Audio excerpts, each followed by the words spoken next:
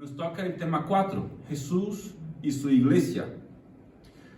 Pero antes de entrar realmente en el tema de hoy, el tema 4, Jesús y su iglesia, donde haremos una introducción a las 7 cartas enviadas a las 7 iglesias de Asia en el Apocalipsis. Es decir, haremos una introducción al capítulo 2 y 3 de Apocalipsis. Y veremos pues los 2 últimos versículos del capítulo 1 y haremos mención de una serie de versículos del capítulo 2 y 3 en esta introducción a estas 7 cartas. Bueno, antes de entrar en eso, me gustaría hacer una pequeña introducción para que aquellos que no han estado en alguna predicación pues sobre ese tema, pues podáis, digamos, enterarse, ¿no? O acompañar el raciocinio que estamos siguiendo. Y por eso quiero recordar algunas cosas que ya hemos visto y ya hemos hablado sobre el libro de Apocalipsis. Lo primero es que el autor, el escritor del libro es el apóstol Juan, aunque sea la revelación de Cristo. Por eso mismo en algunas versiones modernas de la Biblia, pues varias partes del Apocalipsis, incluso el capítulo 2 y 3, están escritos en rojo, porque son palabras, según se entiende, del propio Cristo glorificado que ha aparecido en visión al apóstol Juan. Segundo, no es un libro sellado, es un libro abierto. A Juan se le ordenó no sellar este libro, Apocalipsis 22, versículo 10. No sellar en el sentido de que no sea algo que no se pueda compartir, sino lo contrario. Debe ser compartido, debe ser promulgado, debe ser predicado a las iglesias, ¿no? Y ahí vemos el número 3. Es un libro, por lo tanto, relevante para todos, para toda la iglesia, en todos los tiempos, a lo largo de toda la historia. 4. Es un libro centrado en la persona de Cristo, es decir, cristocéntrico. El libro no está hablando simplemente del fin del mundo. El libro no está escrito para nuestra curiosidad sobre lo que va a ocurrir en los últimos tiempos. El libro no es un libro de símbolos para que... No, el libro está centrado en una persona y esa persona es Cristo. Entonces, todo lo que hablamos aquí de Apocalipsis, los que ya han estado viniendo, están viendo y veréis que es sobre Cristo, el Cristo glorificado que ha aparecido a Juan y le ha dado una visión sobre las últimas cosas que deben ocurrir.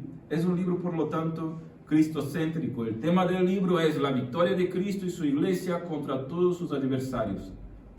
La bestia, el anticristo, la prostituta, el diablo, el dragón. Todas las imágenes que Apocalipsis nos muestra sobre el mal, el libro también nos muestra la victoria de Cristo sobre ese mal. La victoria de Cristo y su iglesia, aquellos que siguen a Jesús, ¿no? Aunque respetemos otras líneas de interpretación, creemos que el reinado de Cristo y su iglesia no es solamente futuro, sino que Cristo y su iglesia están reinando ahora mismo en un reinado espiritual. Porque hay quien piense que en el libro de Apocalipsis nos enseña que Cristo reinará cuando venga al final de todas las cosas. Nosotros respetamos esa línea de interpretación, pero yo creo, que Cristo reina ahora mismo. Junto a su iglesia, estamos reinando con Él. Porque Él nos dice que nos hizo reyes y sacerdotes para Él. Estamos reinando con Él ahora mismo, Cristo está reinando ahora mismo, Cristo es el rey y reina. Lo que pasa es que es un reinado espiritual, no es un reinado político, bélico, como algunos esperan, ¿no? Es un reinado espiritual, Cristo reina por medio de su iglesia. Pues un sexto punto para recordar es que entendemos la estructura del Apocalipsis como teniendo 7 secciones paralelas y progresivas. Es decir, no es un libro cronológico en el sentido de que del capítulo 1 al 22 sigue una cronología, no. Es un libro que cuenta la misma historia 7 veces, añadiendo matices y detalles diferentes, pero es la misma historia. ¿Cuál es la historia? La victoria de Cristo y su iglesia contra el mal, al final de todo. Del capítulo 1 al 3, del 4 al 7, del 8 al 11, capítulos del libro de Apocalipsis que cuentan la misma historia, dando matices diferentes y añadiendo aspectos y cosas para, digamos, alargar la comprensión, la visión, pero es la misma historia, la historia del Cristo glorioso que vence y da la victoria a su iglesia. Y un séptimo punto, hemos visto en el segundo mensaje, en los primeros 8 versículos de Apocalipsis, que Jesús es el testigo fiel, el primogénito de entre los muertos, el soberano de los reyes de la tierra, el que nos ama, el que nos libertó de nuestros pecados con su sangre, el que hizo de nosotros reyes y sacerdotes, nos hizo ya, no nos hará. El que viene con las nubes y todo ojo le verá, hablando de su segunda venida, el alfa y la omega, el principio y el fin, el que es, el que era y el que ha de venir, el todopoderoso. Eso hemos visto en los 8 primeros versículos del libro de Apocalipsis. Y la última predicación que hemos hecho, de los versículos 9 al 18, hemos visto las circunstancias de la visión, de la revelación del Cristo a Juan, el apóstol, el autor del libro. Hemos visto también la propia visión del Cristo glorificado que tuvo Juan, versículos 12 al 18, donde Juan ve a Cristo con ojos de fuego, con pies, con rostro reluciente. Es una visión de tal magnitud que Juan, pues, como que se cae muerto. Ocurre a Juan, el apóstol, un profundo quebrantamiento delante de la visión del Cristo glorificado, ¿no? Y eso vemos en el versículo 17, la respuesta de Juan a esa visión de Cristo que tuvo él. Pero Jesús le levanta y le dice, mira, versículos 18 y 19, que no hemos leído y vamos a leer hoy. Levanta y escribe a las 7 iglesias. Entonces leeremos esos 2 versículos, pero para enterrarnos mejor, pues vamos a leer algunos otros versículos del capítulo 1, ¿no? Versículos 10 y 11. Estando yo en el Espíritu en el día del Señor, oí detrás de mí una voz fuerte como de trompeta que decía, Juan escribiendo, ¿no? Escribe en un libro lo que veas y envíalo a las 7 iglesias. A Éfeso, a Esmirna, a Pérgamo, a Tiatira, a Sardes, a Filadelfia y a la Odisea. Las 7 cartas están en el capítulo 2 y 3 de Apocalipsis. Y haremos hoy una introducción a esas cartas. Pasa. Versículos 12, 13 y 16. Me volví, decía Juan, para ver de quién era la voz que me hablaba, y al volverme vi 7 candelabros de oro, que representan las 7 iglesias. En medio de los candelabros estaba alguien semejante al Hijo del Hombre, Jesús en medio de la iglesia. En su mano derecha tenía 7 estrellas, que también representan las 7 iglesias. Pasan. Y el versículo 17 y 18, al verlo caí a sus pies como muerto, pero él, poniendo su mano derecha sobre mí, me dijo, no tengas miedo, yo soy el primero y el último, el que vive. Estuve muerto, pero ahora vivo por los siglos de los siglos, y tengo las llaves de la muerte y del infierno. Versículos 19 y 20, escribe pues, dijo Jesús, las cosas que has visto, y las que son, y las que han de suceder después de estas. En cuanto al misterio de las 7 estrellas que viste en mi mano derecha y de los 7 candelabros de oro, las 7 estrellas son los ángeles de las 7 iglesias y los 7 candelabros son las 7 iglesias. Las 7 iglesias que recibirán las cartas en el capítulo 2 y 3. Así que vamos a ver algunas cosas sobre este pasaje, ¿no? Primero, antes de manifestar su juicio al mundo, Jesús lo manifestó a su iglesia. como describe 1 de Pedro, capítulo 4, versículo 17. Así que Jesús mostrará, o mostró aquí en Apocalipsis, su juicio a las 7 iglesias, capítulos 2 y 3, antes de mostrarlo al mundo, capítulo 4 al 22. Entonces, la primera sesión del libro de Apocalipsis es más bien una palabra dirigida a las 7 iglesias y, como veremos, a la iglesia en general, como un todo.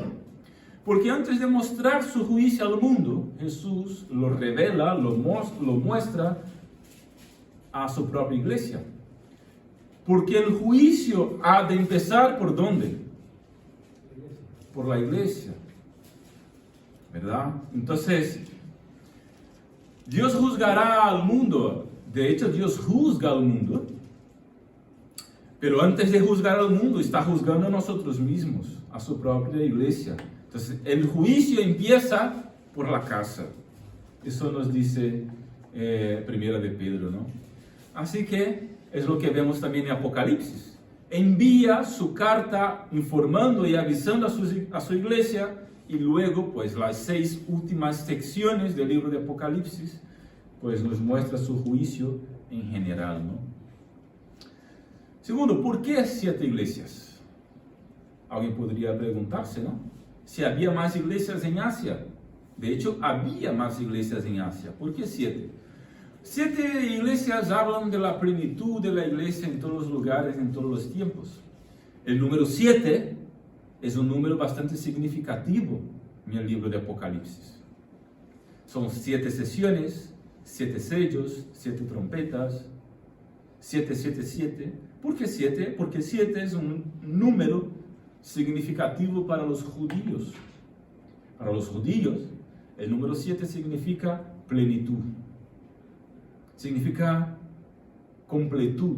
Es decir, el número 7 significa la perfección en el sentido de estar completo.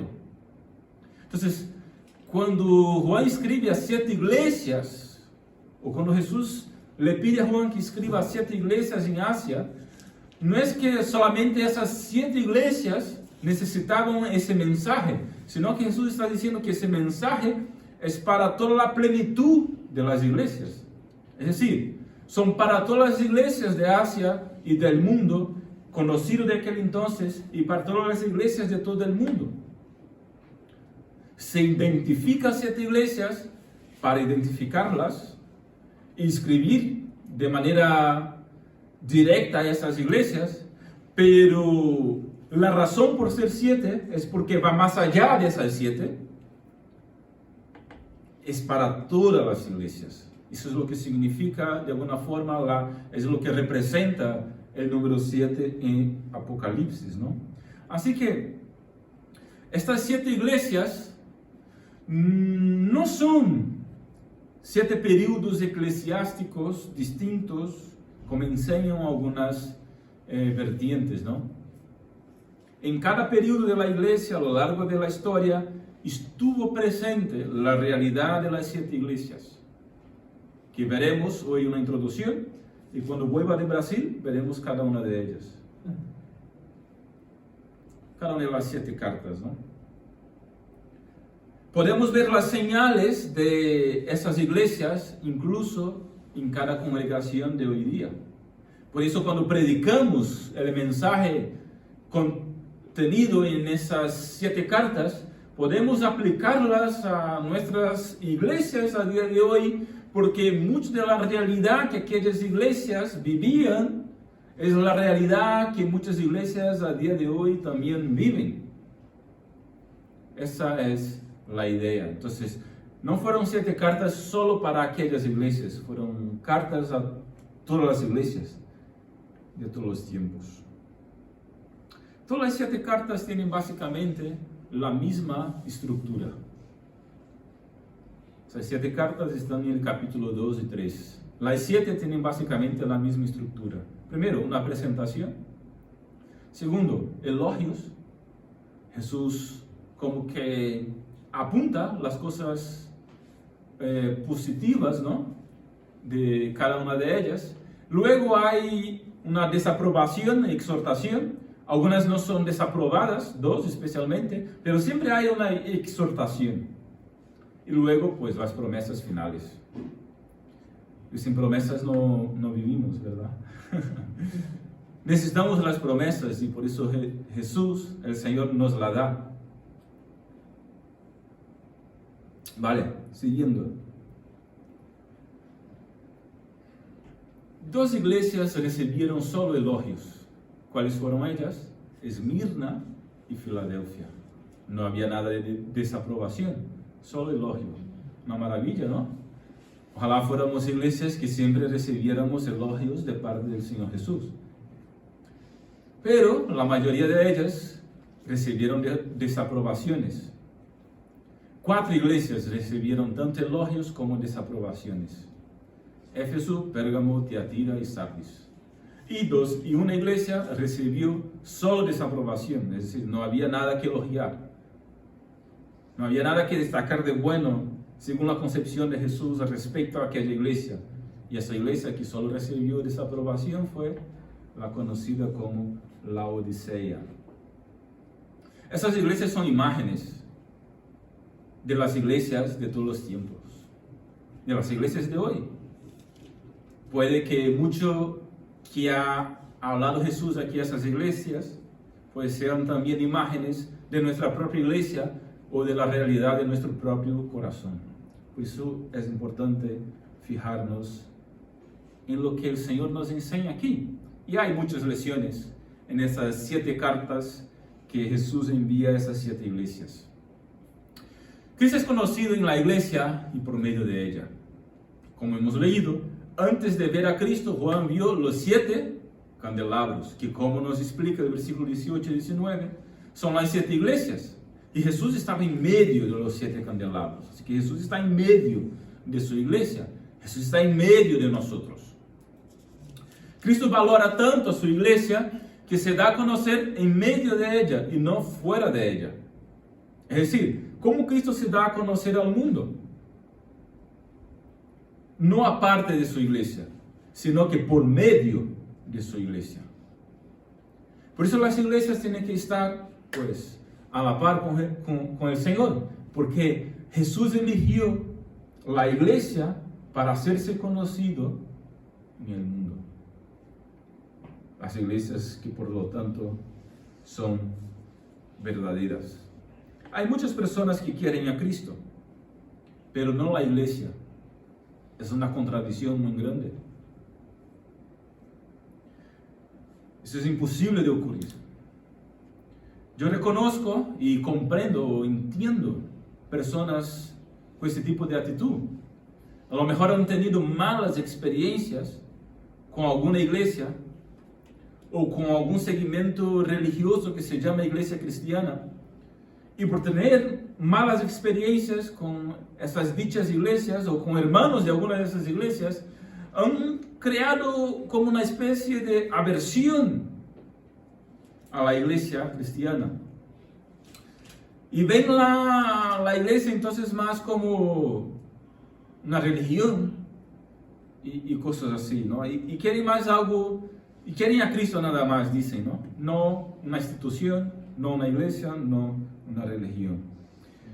Así que aunque comprenda o entienda esas personas, y por haber tenido ellas malas experiencias o haber visto algo mal en una iglesia, no podemos concebir la vida cristiana aparte de la iglesia, porque la iglesia no hemos creado nosotros, la iglesia la ha creado Jesús. Y quien está en medio de la iglesia no somos simplemente nosotros, es el propio Jesús. Así que la iglesia habrá siempre muchos fallos, no será jamás perfecta, pero Jesús está en medio de ella. Así que la atención de Cristo está en su novia, y el centro de la atención de la iglesia debe estar en Cristo. Así que es verdad que no hay iglesia perfecta, es verdad que siempre habrá fallos, pero si alguien ha tenido una mala experiencia con alguna iglesia o con un hermano, pues hay que reconciliar y hay que restaurar eso, o hay que buscar una forma de buscar una iglesia más sana. No dejar la iglesia. Dejar no es la solución. porque quien concebió la iglesia no fue el pastor, al menos no fue ese pastor, fue el pastor supremo, el Señor Jesucristo. Bueno, segundo, aquí vamos. Cristo está en actividad, por lo tanto, contra las enfermedades que surgen en la iglesia. Cristo no está indiferente a los problemas que surgen en la iglesia y a las enfermedades que surgen en las iglesias, ¿no? Cristo no está indiferente. Cuando hablamos aquí de enfermedades, podemos cambiar esas enfermedades por pecados. Cristo no está indiferente a los pecados que comete una iglesia. No, para nada. Cristo está en medio de la iglesia, obrando en actividad contra el pecado, contra las enfermedades, contra los cánceres que surgen en las iglesias y pueden surgir. Y aquí tenemos las 7 cartas, las 7 iglesias de Asia como ejemplo. 5 de ellas, es decir, la mayoría, tenía cánceres, unas más que otras, pero 5 de las 7 tenía desaprobaciones de parte de Jesús y recibió exhortaciones fuertes de parte de Jesús para que pudieran cambiar y ser transformadas, ¿no? Así que Cristo no está indiferente a las enfermedades, a los problemas, a los pecados que surgen en medio de la iglesia, más bien lo contrario, está en actuación, está en actividad contra esas enfermedades. Así que Cristo no solo está, por lo tanto, en medio de la iglesia, sino que está caminando, en acción, en actividad, está investigando, está mirando. Sus ojos son como ojos de fuego, que lo juzga, que lo mira, que lo ve. Está en medio de la iglesia con los ojos atentos. Él escudriña la iglesia. Hay hermanos que están ahí siempre investigando, ¿no? Y escudriñando la vida de los demás. Pero dejarme deciros que quien escudriña de verdad es el Jesús. A veces nos utiliza, porque nos utiliza para eso. Pero el más interesado es el propio Jesús. Él escudriña, porque sus ojos son como llamas de fuego. Como leemos en el capítulo 2, versículo 18, en una de las cartas que ha enviado a una de las iglesias. Así que son muchos los males que vemos en las iglesias o que atacan a la iglesia y que vemos aquí en esas 7 cartas que están en el capítulo 2 y 3. Algunas de ellas: frialdad, persecución, herejía, inmoralidad, vanidad, apatía, y podríamos ahí seguir aumentando el listado. El Señor está en medio de la iglesia en actividad contra esas enfermedades y esos pecados. Y exhorta y orienta a la iglesia en contra de esas cosas. A la iglesia de Éfeso, que había perdido su amor, su primer amor, Jesús se presenta como aquel que camina en medio de la iglesia, teniendo el liderazgo en su mano, como su pastor principal, y está diciendo: veo todo y sé todo. Contra la frialdad tenéis que arrepentiros. Contra la frialdad tenéis que arrepentiros. Capítulo 2, versículo 8, a la iglesia de Esmirna, que estaba pasando por el sufrimiento, la persecución y la muerte. ¿Qué estaba enfrentando la iglesia de Esmirna? Persecución. ¿Qué dice Jesús a esa iglesia? Jesús se presenta como el que estuvo muerto y ahora vive. El capítulo 2, versículo 12, a la iglesia de Pérgamo. La iglesia de Pérgamo se mezclaba con el mundo y perdía el sentido de la verdad. Tenía problemas de herejías, falsas doctrinas. Jesús se presenta como el que tiene la espada aguda de los filos, que ejerce el juicio y separa la verdad del engaño. Capítulo 2, versículo 12 y 16. Contra el engaño doctrinario. ¿Qué dice Jesús en el capítulo 2, versículo 16? Tenéis que arrepentiros. El arrepentimiento. A la iglesia de Tiatira, a partir del versículo 18 del capítulo 2. ¿Cuál es el problema de la iglesia de Tiatira? Ellos toleraban la impureza, la inmoralidad sexual y caían en la inmoralidad sexual. Jesús se presenta aquí como alguien que tiene ojos como llama de fuego y pies como bronce bruñido y que escuadrina todo y juzga todo con santidad. Versículo 23. Contra la inmoralidad. ¿Qué dice Jesús que la iglesia tenía que hacer? Versículo 22 del capítulo 2. Si tenéis la Biblia ahí, podéis ir mirando los versículos, ¿vale? Capítulo 2, versículo 22. La solución para la inmoralidad es el arrepentimiento. Capítulo 3, versículo 1. La iglesia de Sardis. ¿Cuál era el problema de la iglesia de Sardis? Era que tenía fama de iglesia viva y reputación de buen testimonio, pero en realidad estaba muerta. Vivía de apariencias, nada más. Su corazón estaba lejos de Dios. Así que las apariencias, ya sabéis, no engañan a Jesús. Contra las apariencias irreales y la muerte espiritual, ¿cuál es la solución de Jesús? Versículo 3 del capítulo 3. El arrepentimiento. Fijaros una dinámica lógica aquí y constante. Contra las enfermedades, los pecados y los problemas de la iglesia, ¿cuál es la solución siempre? Arrepentimiento. Quebrantamiento.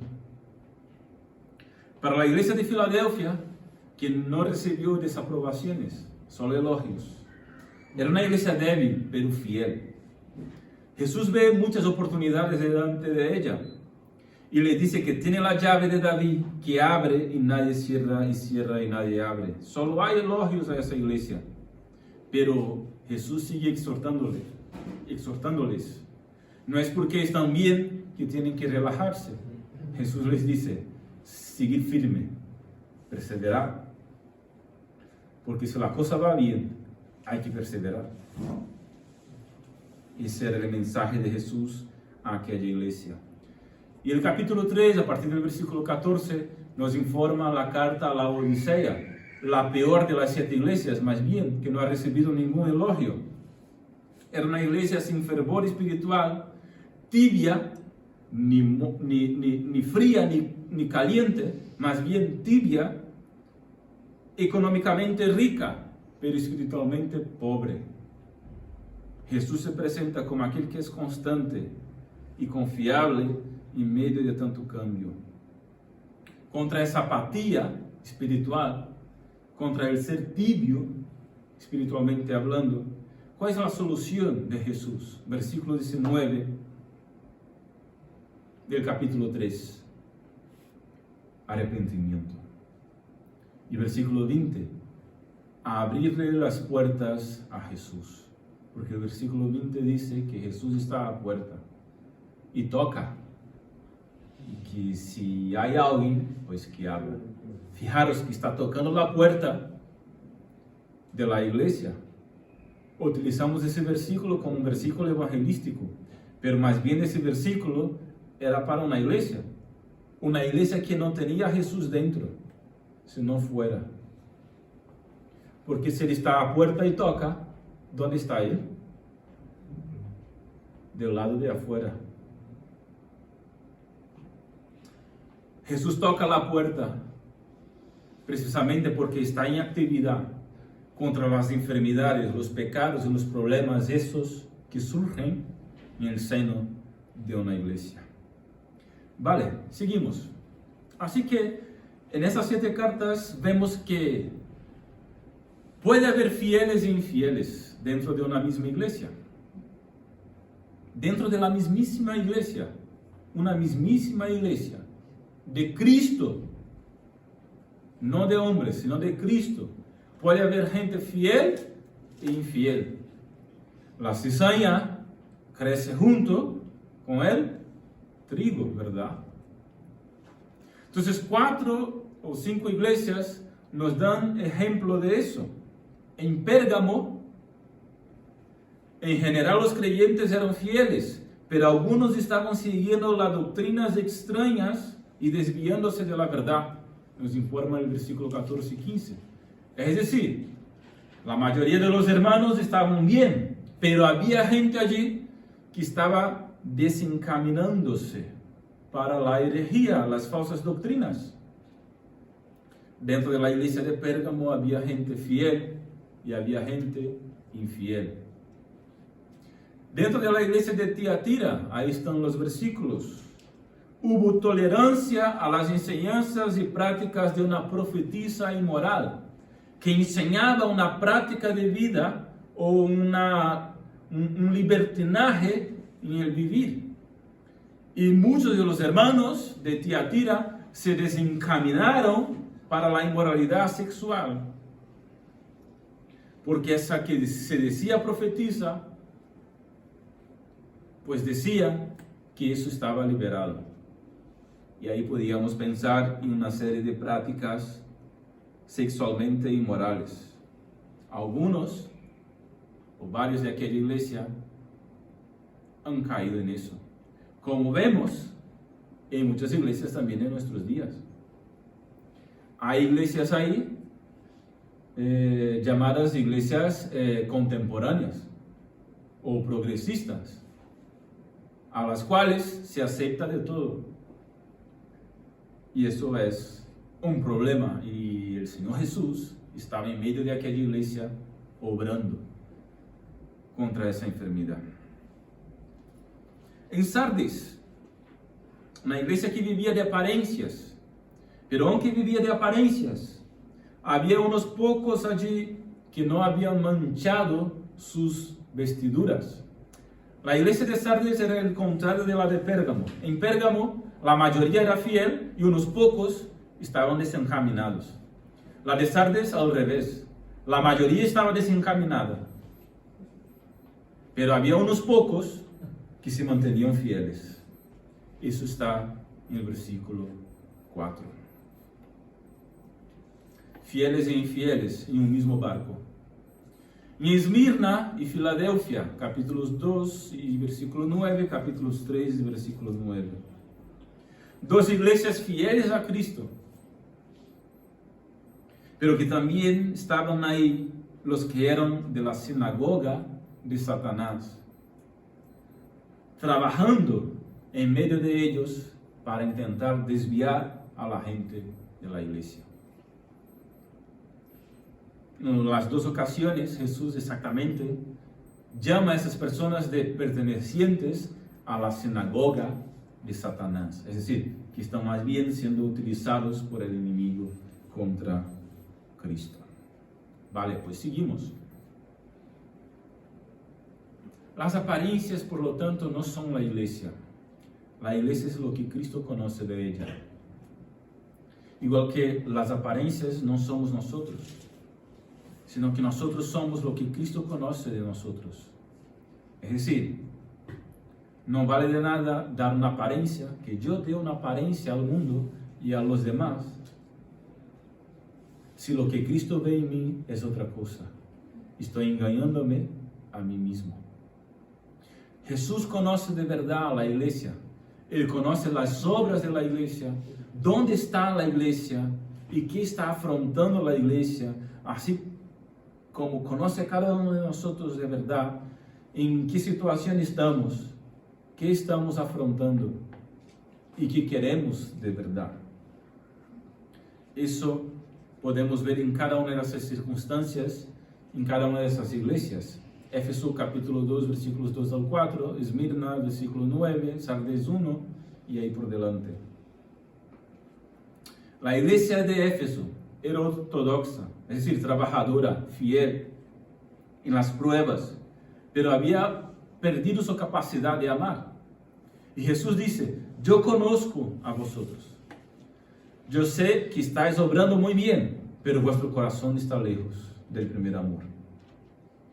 Tenían buena apariencia, pero su corazón estaba lejos. La iglesia de Esmirna era una iglesia, o es una iglesia pobre a los ojos de los hombres, pero rica a los ojos de Dios. Y eso es impresionante, ¿no? Es al revés de la iglesia de la Odisea, que era una iglesia rica, visiblemente, aparentemente, pero de verdad era pobre espiritualmente en su interior.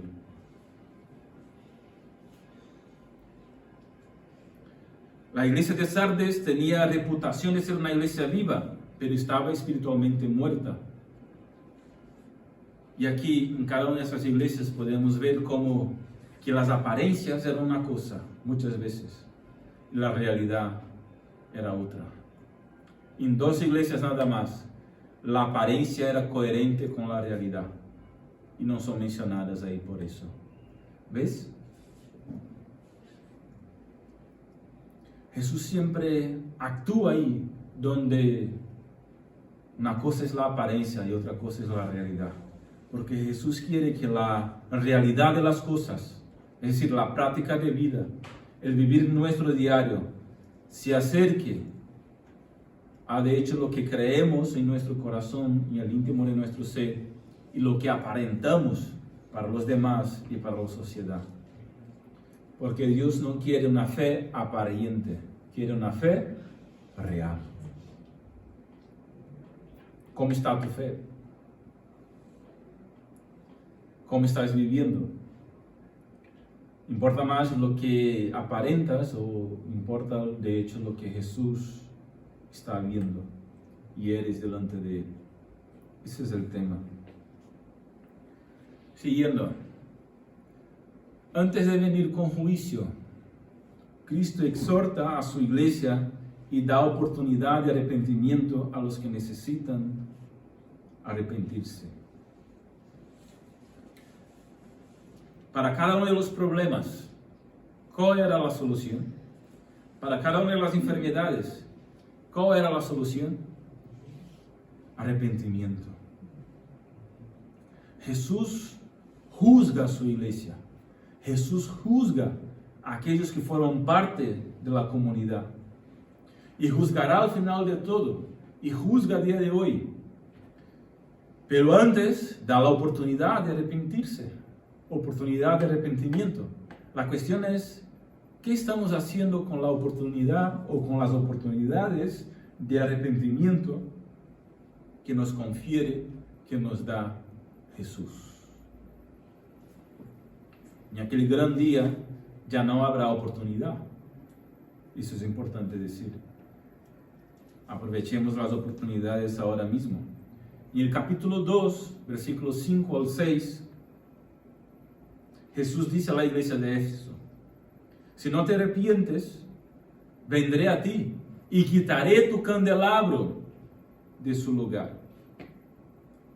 Si no te arrepientes. El candelabro, ¿qué significaba? El candelabro significaba la iglesia. Lo que está diciendo Jesús es: si no te arrepientes, yo te haré desaparecer. Porque quitaré tu candelabro, es decir, quitaré tu puesto, tú sumirás del mapa. Porque claro, cuando la iglesia se desvía y no se arrepiente, ya deja de ser iglesia y sume del mapa. El propio Jesús se encarga de hacerlo. El capítulo 2, versículo 16, a la iglesia de Pérgamo, que estaba dividida entre la verdad y el engaño, mezclada con el mundo, Jesús advierte, versículo 16 del capítulo 2, arrepentíos, si no, vengo a vosotros sin demora y pelearé contra ellos con la espada de mi boca. Que Jesús está diciendo aquí que si aquella iglesia no se arrepiente, Él mismo peleará contra ella con su espada. Eso no quiero estar ahí yo para ver eso.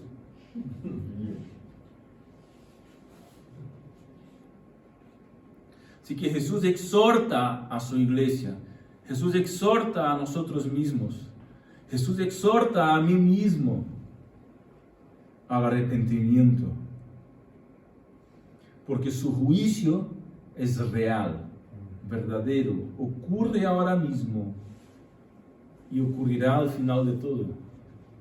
El juicio final, el libro de Apocalipsis nos habla del juicio final cuando de su segunda venida. Y lo que esa primera parte, esa primera sesión del capítulo 1 al 3 nos enseña es precisamente ese mismo juicio. Jesús está diciendo aquí a esas iglesias que habrá un juicio, todavía hay oportunidad de arrepentimiento, pero habrá un juicio y cuando llegue ese juicio se acabó. En las demás sesiones, las 7 sesiones del libro de Apocalipsis, seguiremos viendo sobre el juicio final, su segunda venida, la oportunidad, la victoria de Cristo. La victoria de Cristo y su iglesia son para aquellos que de hecho son su iglesia, es decir, han pasado por el arrepentimiento y no han manchado sus vestiduras, como dice aquí, sino que están limpios delante de Él. Pasa. Ya estamos casi terminando. Último punto. Cristo anda en medio a su iglesia para dar gloriosas promesas a los vencedores. Eso es maravilloso, ¿verdad? Él viene con juicio, pero hay promesas para aquellos que permanecen firmes. Hay promesas para aquellos que permanecen fieles. Hay promesas para aquellos que perseveran hasta el final. Hay fieles e infieles dentro del mismo sitio, dentro de la misma iglesia. Pero para aquellos que permanecen fieles, aunque sean unos pocos ahí, hay promesas para esos. ¿Quieres tú recibir las promesas? ¿Sí o no? Queremos recibir las promesas, ¿verdad? Todos queremos recibir las promesas. El punto es, ¿estamos manteniéndonos fieles para recibirlas? ¿Estamos en constante arrepentimiento para recibir esas promesas? Es decir, ¿estamos escuchando lo que Jesús está diciendo a sus iglesias para ser uno de esos vencedores y recibir esas promesas? Mira lo que dice Jesús a la iglesia de Éfeso. El vencedor se alimenta del árbol de la vida. A la iglesia de Esmirna, el vencedor de ninguna manera sufrirá el daño de la segunda muerte. Los emperadores romanos, los déspotas, el anticristo pueden incluso matar a los creyentes, pero esos creyentes jamás enfrentan la muerte eterna, es decir, la segunda muerte. A la iglesia de Pérgamo, el vencedor recibirá el maná escondido, una piedrecita blanca con nuevo nombre. Capítulo 2, versículo 1. Para una iglesia que se mezcló con el mundo, que era el caso de Pérgamo, el vencedor recibe una promesa de absolución en juicio y no de condenación con el mundo. Es decir, aquellos que no se mezclaron recibirán el maná. Recibirán la bendición, la provisión, la vida eterna, el nuevo nombre. A la iglesia de Tiatira, que era una iglesia seducida por el engaño de una profetisa inmoral, ¿qué se le promete? Se le promete al vencedor recibir autoridad sobre las naciones y no más estar sometido a la seducción del pecado, sino recibir el Señor de la gloria, la estrella de la mañana. Es decir, aquellos que no se han manchado en la inmoralidad, vosotros recibiréis la estrella de la mañana, es decir, el propio Jesús, no estaréis más, dice Jesús, sujetos, sino al pecado, sino que me tendréis a mí. A la iglesia de Sardis, ¿cuál es la promesa que leemos ahí? El vencedor tendrá su nombre escrito en el libro de la vida y será confesado ante el Padre en el día del juicio. Hay el juicio final. Y lo que está diciendo Jesús es, el vencedor, el que permanece fiel, el que persevera, yo mismo confesaré a esa persona, a ese fiel, delante de Dios en el día del juicio. Esa es la promesa que tenemos. La iglesia de Filadelfia, una iglesia que era débil, pero fiel. Se le promete que el vencedor será una columna en el santuario de Dios. ¿Qué es una columna? Un pilar, ¿no? Es lo que sostiene el santuario. Es decir, se dice que era una iglesia débil, pero está sustentando el santuario. Pueden ser débiles ante los hombres, pero son poderosos y fuertes delante de Dios. A los vencedores. Y por último, la Odisea, una iglesia que no recibió siquiera un elogio, nada más que desaprobación. Una iglesia que se consideraba rica, pero era pobre. Se consideraba bien vestida, pero estaba sucia, nuda. Era miserable. Pero Jesús les promete, si hay alguien ahí que persevera, el vencedor se sentará con Cristo en su trono.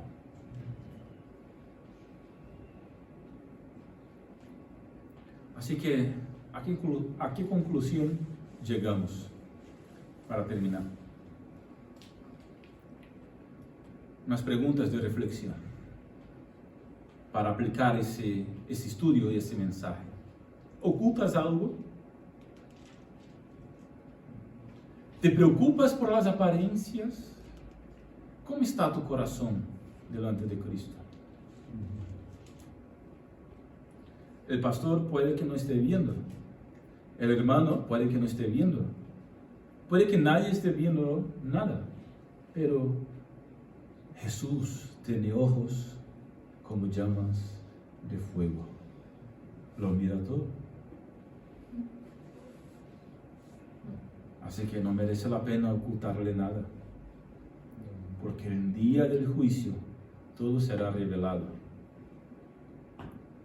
Más bien mejor revelarse ahora y arrepentirse para recibir las promesas. ¿En qué tienes que perseverar para recibir las promesas? ¿De qué tienes que arrepentirte para recibir las promesas del vencedor? Uno puede decir, no, yo estoy bien. Vale, pues entonces, ¿en qué tienes que perseverar ahí para seguir bien? Uno puede decir, pues vale, tengo cositas. Entonces, menciónalo a Jesús y arrepiéntate. Arrepiéntete en el nombre del Señor Jesús. Porque esta es la garantía de recibir las promesas. Y por último, una última pregunta. ¿Cuánto te anima esa promesa de recompensa que Cristo nos da? ¿Cuánto te anima?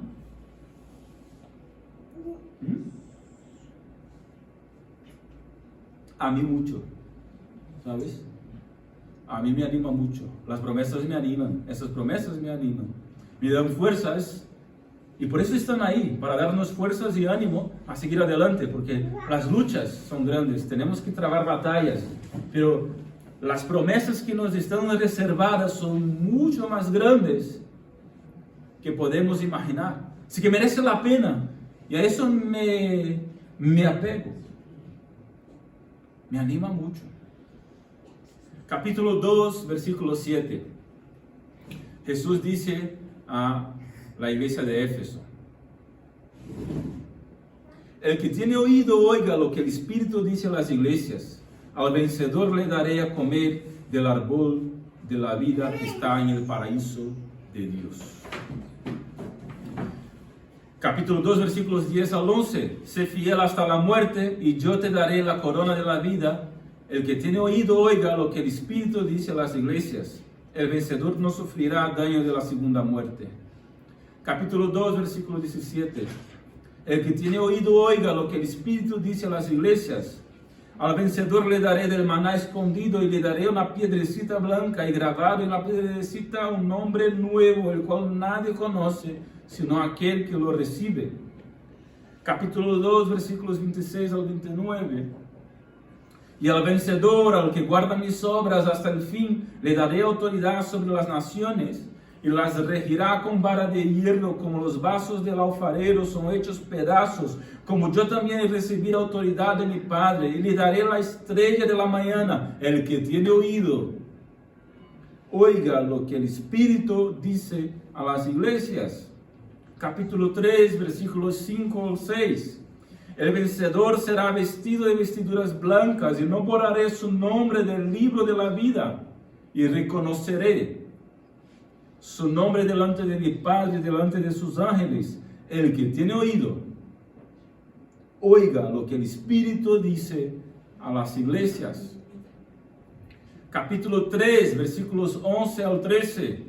Vengo pronto, retén firme lo que tienes, para que nadie tome tu corona. Al vencedor le daré una columna en el templo de mi Dios y nunca más saldrá de allí.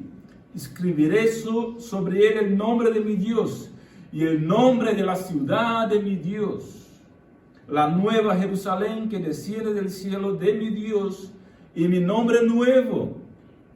El que tiene oído, oiga lo que el Espíritu dice a las iglesias.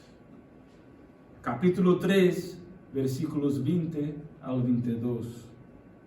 He aquí, yo estoy a la puerta y llamo.